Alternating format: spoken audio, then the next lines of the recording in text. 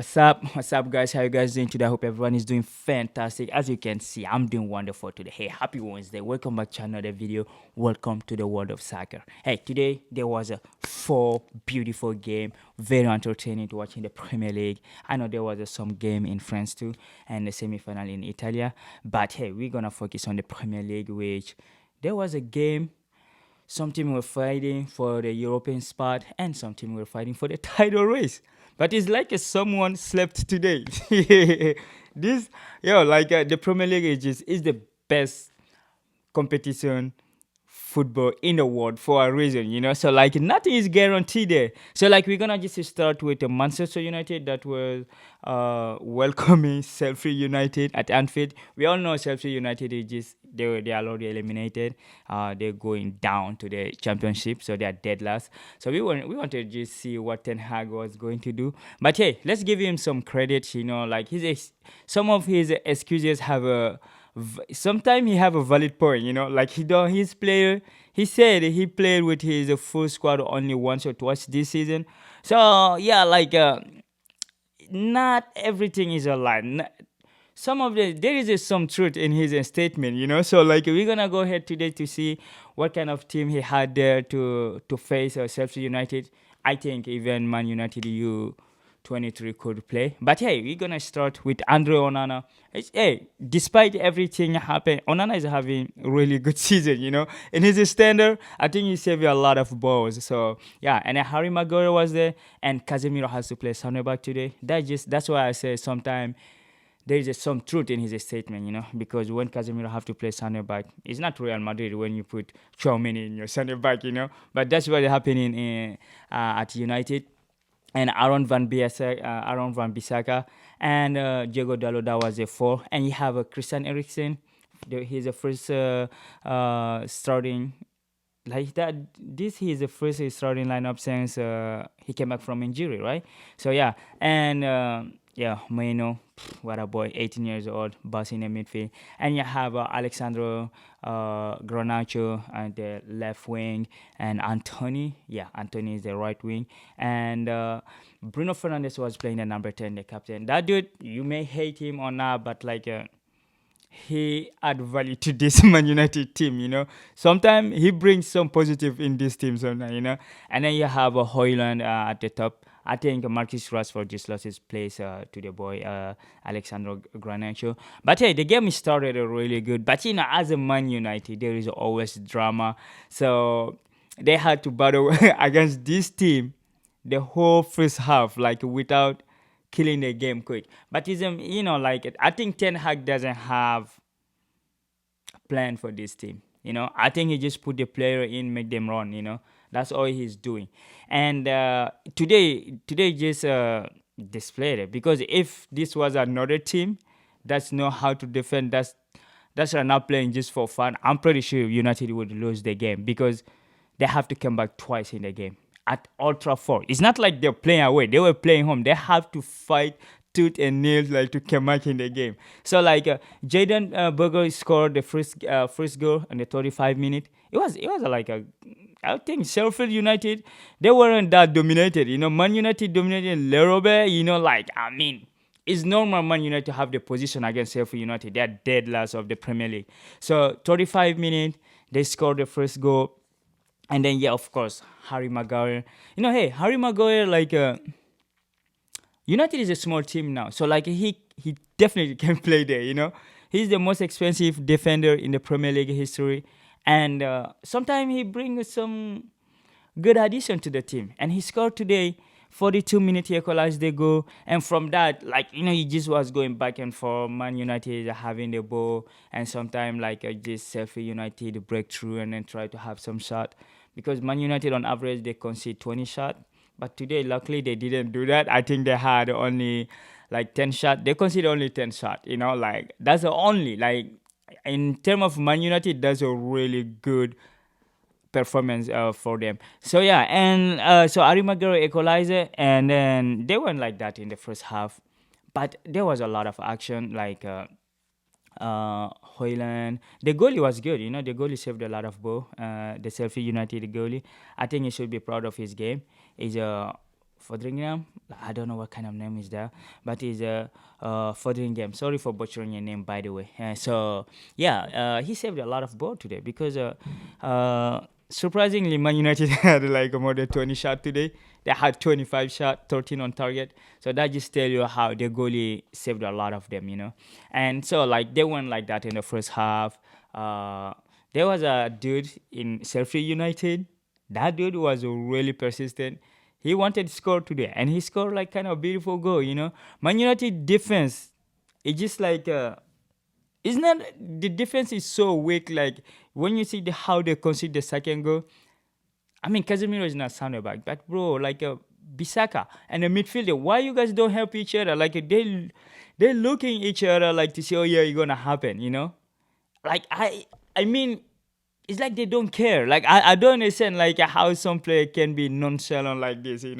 So Ben Burton Jazz he scored the goal is good. Like it's not like kind of the first goal where Onana did the mistake. They took the ball back and he scored. But hey, like the second goal was a really good build up goal, and like they scored a 2-1 and Jazz, and that dude could score like 2 goals today or 3.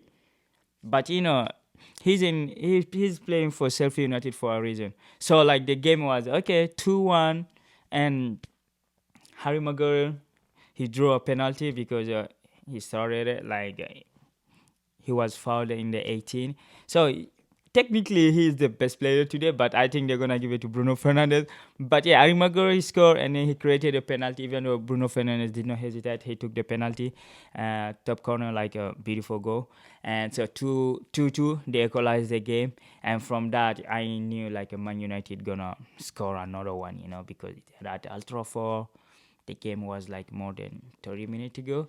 So yeah, I said no, they're gonna score another one. If they did consider another one, because sometimes Onana is giving free ball, even though he's I think in terms of playing with his feet, I think he's the best keeper in the Premier League. So like when I see that, I say okay, 2-2, 30 minutes to go, and I know Man United gonna come back, and yeah, of course Bruno Fernandes. I mean, you can hate him, but he's good. Like, see, that was a lefty, bro. Like, how can you shoot from there in your lefty while you are right hand player? Or does he play with both feet? Because that shot was powerful, bro. Like, beautiful. Like, top corner, the goalie couldn't do anything. And then Man United took the lead in the 61st minute. So like they get in the 81st minute, because he scored in the 61st and the 81st.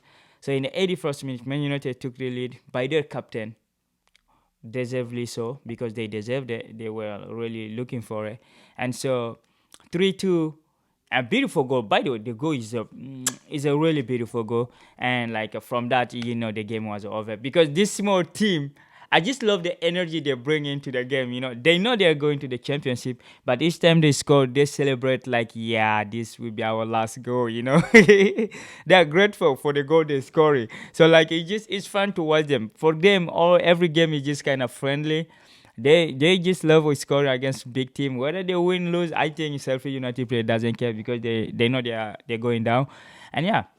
So to close the game, to wrap up everything, Ramses Højlund scored in the 85th minute on assist by Bruno Fernandes. Beautiful. The awareness is there.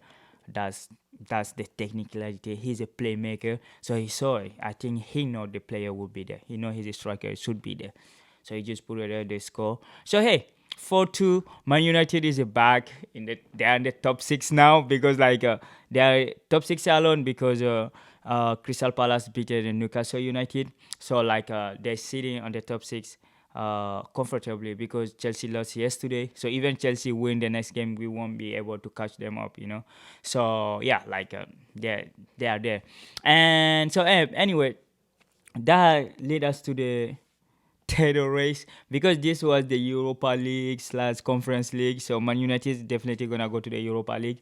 So we're gonna see what the Premier League title race telling us, because today another team fumble, like they fumble the ball, like they fumble the race. Liverpool lost to their biggest rival. The Merseyside derby today took place, and Liverpool managed to lose to them 2-0. I know, like, is Everton, but it's Everton. They lost their last game 6-0 against Chelsea. So, like, it just, when you come against a team like that and you fighting for a title, and this team are fighting to stay in the league, even though they get a lot of deduction points from the EPL. But hey, they did great. I think they're saved now. Everton is saved. I think they don't have to be worried about the other team because they have 8 points ahead of Luton Town now. So, like, I think they are saved from relegation. So yeah, and the game was kind of, it's a Liverpool game. Like, there's a lot of chances, beautiful football to watch. But Liverpool this season is just, I think they were just going with the vibe because Klopp was going to leave. This is the last season. They were fighting for the quadruple. They got kicked out in the FA Cup by Man United, and they got kicked out in the Premier League race by Everton. So, like, Liverpool lost 2 titles because of their 2 biggest rivals in the league. I mean, like, Klopp did a great job, but at the end, we're gonna see the dude did 8 years or 9 at Liverpool. He won only 1 Premier League, and he won 1 Champions League, a bunch of FA Cup and Carabao Cup. I think he won some of those, like maybe twice or 3 times. So yeah, but yeah, he won only 1 title in 9 years. So I mean, Liverpool fans are some of the most energetic fans in the world. So, like, they're gonna just remember him as the guy who ended the draw out for the title because they were 30 years without title until club coming, and he won it with style. So, like, I think that's what people are gonna take his tenure at Liverpool. So, and he had time to build this team. You remember Coutinho, Daniel Sturridge, Danny Welbeck, all those, like Suarez, all those left, and then you had Mane, Firmino, and Mo Salah. Those combination was the best trio he had under him there. And I think this season is just he have a lot of good players, but they are not as efficacious as they're not as lethal as Mane, Firmino, and Salah. Even Salah is not that good this season. Like, he been missing a lot of chances. Like, he's like just little above Darwin Nunes, because Darwin Nunes, like, even today games, it was just crazy what kind of chances they were missing. Luis Diaz, same thing, he hit the post, but overall, like, we're gonna just remember Klopp was at Liverpool. He provided us a lot of joy and energy, the gegenpressing, and the style of play. Like, everywhere he went, his team has his identity, the energy, the enthusiasm he brings into the city he is in. Because Mayans will remember him, and Dortmund, we all remember that he went to the Champions League final. So, like, in his career so far, he played 3 Champions League final. He won 1 because he played 1 with Dortmund. He lost to Bayern, and then he plays 2 with Liverpool. 3. He played 3 with Liverpool because he lost against Real Madrid twice, I think, right? Yeah, I think he lost against Real Madrid twice or once. I think it's once. So yeah, but he won 1 Champions League, 1 Premier League, and some domestic cup. So overall, the Club World Cup too. So tonight game was just like a kind of, okay, Everton were playing home, even though we know they are all the same city there, Okay, it's just a blue against red, separated by the garden. I don't know what the garden's name, the Merseyside Derby for sure. So yeah, like, tonight they started with the same formation as they used to. Van Dijk, Ibrahim Konate, Trent Alexander-Arnold, and Andy Robertson was there, and Alisson, McAllister, Dominic Szoboszlai, and Curtis Jones. Those are the 3 midfielders. And Luis Diaz started, and Darwin Nunes, Mo Salah. So, like, this was the best front 3 they have this season. And the midfielder, I think only Endo is missing. But I think Curtis Jones, lately, he's been playing more than Endo. So, yeah, the game was kind of started really quick with Alexander-Arnold through ball, the one he always send. But I think Alexander-Arnold, he's the type of player, like, he cannot defend to save his own life. Like, that dude, if he saw the second goal, like that dude, like, he said, yo, you are the right back. Where are you, bro? Your center back. I mean, like, Van Dijk was there too, but yo, come on, dude. Your first task of the game is to defend, and then if you can, you attack. But Arnold is just like he cannot defend. I don't know why, but hey, overall the game was back and forth.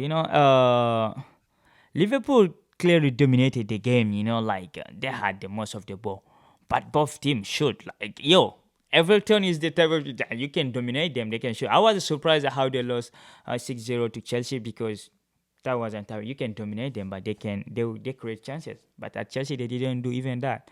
So today they have 16 shots and 6 on target and 2 goal.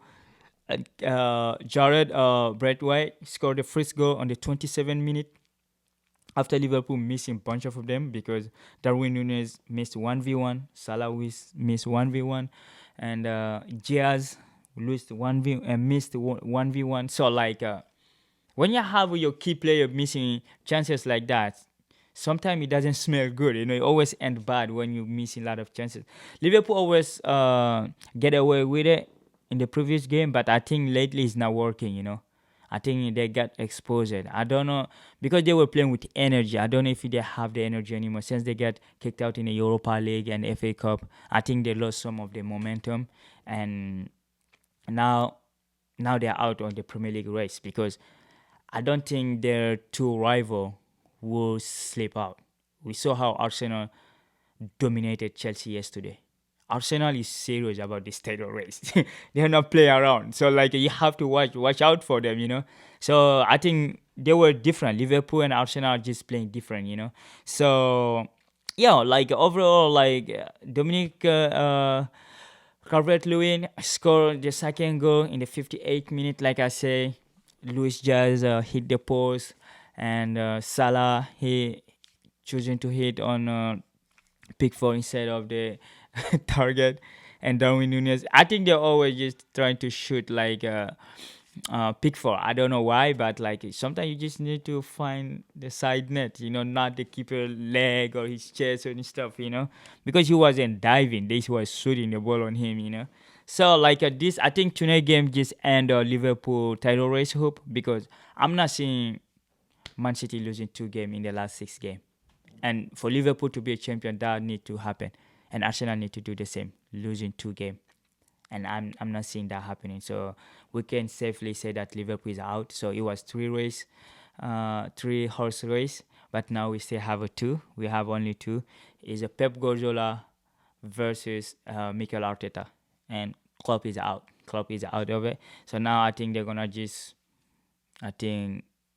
finish the league prepare, no problem, because they know they're gonna go to the Champions League. So overall today, the table finished with let me see the other result.